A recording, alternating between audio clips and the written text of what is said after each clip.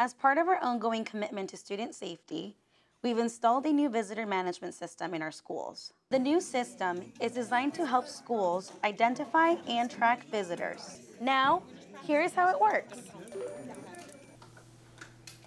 Come on in. Hi, how are you? I'm good, how are you? I'm doing fine. I'm here to visit my sister's classroom. Awesome, that'll be fun. Do you have your driver's license? I do. Beautiful. We're going to put that here and it's going to scan.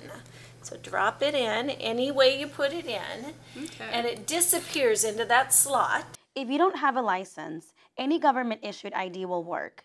If you don't have that, you can provide your information to be entered manually. And then we can print you a badge. Okay. There's your badge. Thank you.